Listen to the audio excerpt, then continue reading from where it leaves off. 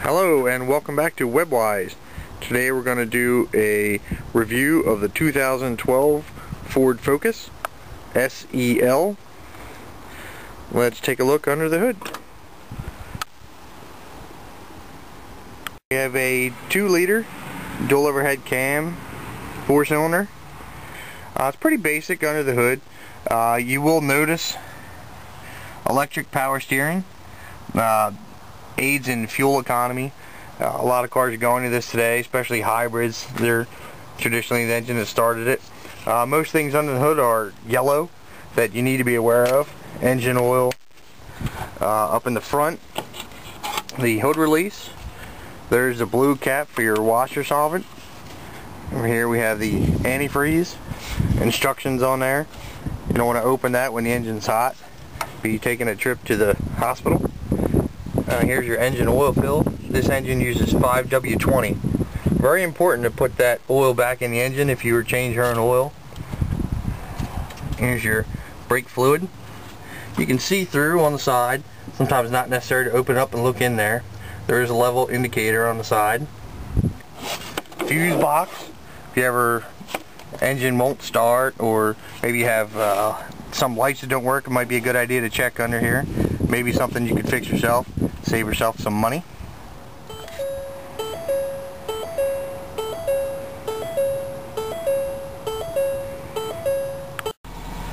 Okay, we're now inside the 2012 Focus. First thing you'll notice, very easy to read instruments. Tachometer on the left, fuel gauge, temperature gauge, and the speedometer on the right. Very easy to see through all areas. Driver's seat, forward, all the way back. There is a message center. You could scroll through that. It shows fuel economy. It's currently getting 32.3 miles per gallon, mostly city. It does let you know there are steering wheel controls. You can scroll through the message center. Very easy to navigate driving down the road. You also have on the right side of the steering wheel, there's another set of controls that control center stack functions. In your radio, you can control each of the functions of the stereo instead of reaching way over here. This is a well-appointed vehicle. There's a lot of options that are now included. Stereo functions, automatic climate control, of course air conditioning, heated rear window functions. You can turn the airbag off on the passenger side if you need be. Usually smaller people under 100 pounds, there are airbag restrictions. Something good to know. This vehicle is equipped with sync. It's a Ford option. You can play all of your media devices as well as use your phone hands-free. On the steering wheel, you can control your phone, hang up. You can also control your volume up and down. The button on the right here is to activate the voice control for your sync. And on the left hand side is your cruise control items. These are pretty typical from years past. They've changed the location somewhat. But it's actually a really nice setup. It looks a little bit like a spaceship driving down the road at night. There's lights everywhere, but it's pretty easy to control, pretty easy to navigate through. And there's actually quite a bit of room. It's a small car, but there is enough room driving down the road. You can see pretty well out of all the windows.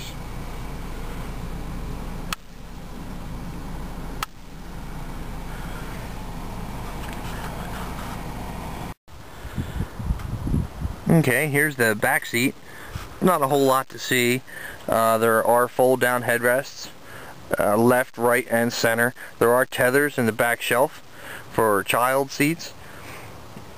There isn't a lot of room between the back seat and the rear of the front seat. It's enough. This seat is reclined all the way back, the front seat now. There is they call it a map pocket for those that actually still use maps. There's cup holders in the doors. There's also storage areas. There's areas in the bottom of the seat. It's convenient. For young people, this car would be perfect.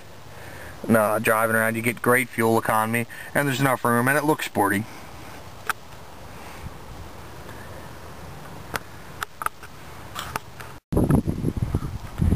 And here we are to the rear of the vehicle. As you can see, they've really upgraded the styling of the car.